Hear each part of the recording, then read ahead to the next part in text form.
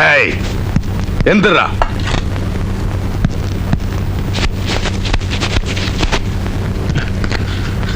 தின்னுடா தின்னுடா. Love உனக்கு தேவையா?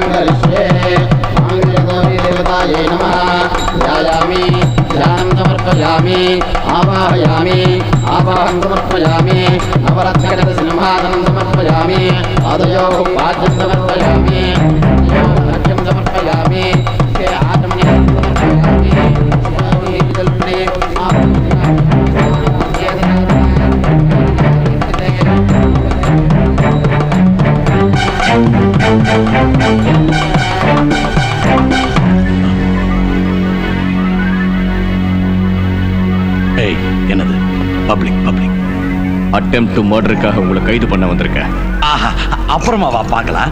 Sir, நான் வந்தது தீபாவளி என்ன வாங்குறதுக்கு இல்ல, அப்புறமா வா பார்க்கலான்னு சொல்றதுக்கு. 1 லட்சம் தரம் ஓடிப்படு. லட்சமா? பிராத்தல் பிசினஸ் பண்றவங்களே இதை விட அதிகமா கொடுப்பாங்க. லஞ்சம் 5 லட்சம் தரேன், வெளியே போ. 5?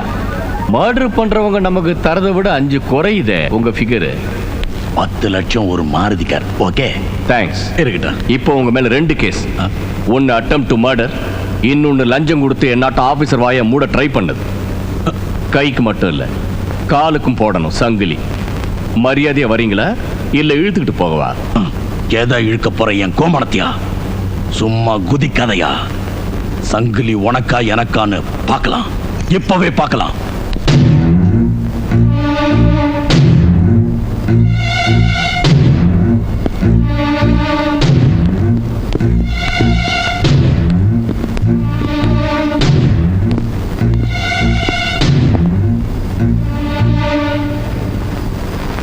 நான் யாருன்னு தெரியுதா? தெரியும் சார், மாண்புமிகு அமைச்சர். சல்யூட் அடிச்சேனே சார். மரியாதையா வெளியே போ. சாரி சார், முடியாது. என்னையா மினிஸ்டரே எடுத்து பேசுறியா?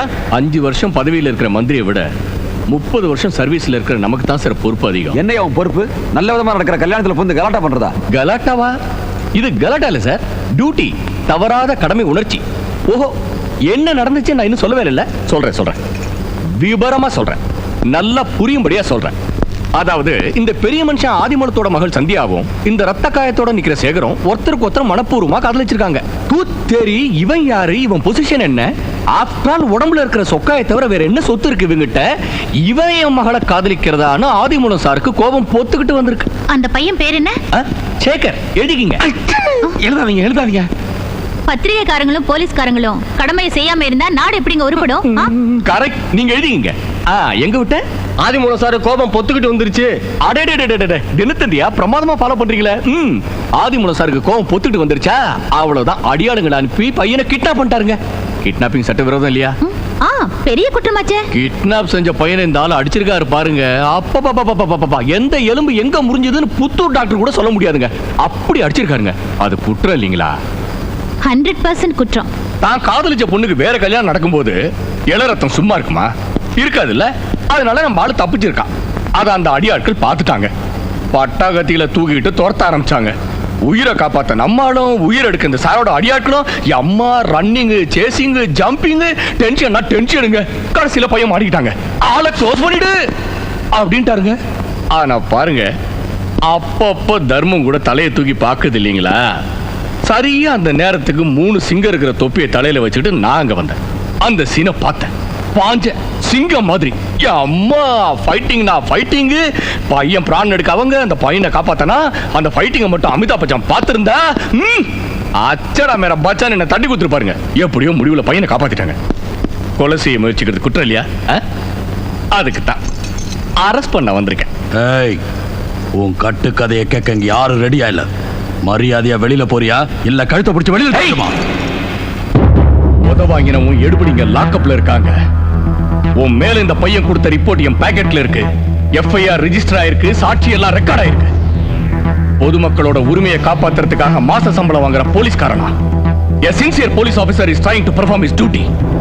யாராவது குறுக்க வந்து தடுக்க முயற்சி பண்ணீங்க, அவன் எந்த கொம்படா இருந்தாலும் சரி அரெஸ்ட் பண்ணி உள்ள தள்ளிடுவேன். வர சொல்லுங்க சார், ஸ்டேஷன்ல தலைக்கு மேல வேலை. ஆதிமூலம், பப்ளிக்ல நாம வசமா மாட்டிக்கிட்டோம். அவசரப்படாத. மிஸ்டர் எஸ்ஐ, நீ இவரை கைது செய்யணும், அவ்வளவுதானே? அவ்வளவுதான். இப்ப நீ போ. தாலி கட்டி முடிஞ்ச உடனே நானே இவரை நேரா அழைச்சிட்டு வந்து போலீஸ் ஸ்டேஷன்ல ஹேண்ட் ஓவர் பண்றேன். You can go. முடியாதுங்க. ஏயா? இந்த ஆளை இங்கேயே விட்டுட்டா மேஜர் ஆயிட்ட பொண்ணுக்கு இஷ்டம் இல்லாத கல்யாணத்தை செஞ்சிருவார். என் பொண்ணுக்கு இஷ்டம் இல்லாம கல்யாணம் நடக்குது உனக்கு எந்த பையன் சொன்னா? அவ இஷ்டப்படிதான் கல்யாணம் நடக்குது. இல்ல, எனக்கு இந்த கல்யாணத்துல கொஞ்சம் கூட இஷ்டம் இல்ல. சேகரை கொன்னுடுவேன் பயமுறுத்தி என்ன கல்யாணத்துக்கு சம்மதிக்க வச்சாங்க. நான் சேகரை தான் கல்யாணம் பண்ணிக்குவேன். இதாங்க நடந்தது. இப்ப உண்மையெல்லாம் பொண்ணு வாயில இருந்து வெளில வந்துருச்சா? ஐயா அமைச்சர் அவர்களே, நீங்க வாங்க. எல்லாரும் எப்படி கல்யாணத்துக்கு வந்துட்டாங்க. இந்த கல்யாணத்தை அவங்க முன்னாடியே அமைச்சர் தலைமையிலே நடத்துவாங்க. வாங்க சார். நில்லுங்க. இந்த தர்திர கல்யாணம் என் பணத்துல புக் பண்ண இந்த கல்யாண மண்டபத்துல நடக்க நான் விட மாட்டேன். உன் கல்யாண மண்டபம் இல்லைன்னா என்ன, நம்ம கல்யாண மண்டபம் இருக்க போலீஸ் ஸ்டேஷன், அங்க நடத்திடுவோம். டியர் ஃப்ரெண்ட்ஸ், உங்க கையில இருக்கிற அட்சதையோட நேரா நீங்க போலீஸ் ஸ்டேஷனுக்கு வந்து இந்த ஜோடி ஆசீர்வாதம் பண்ணுங்க.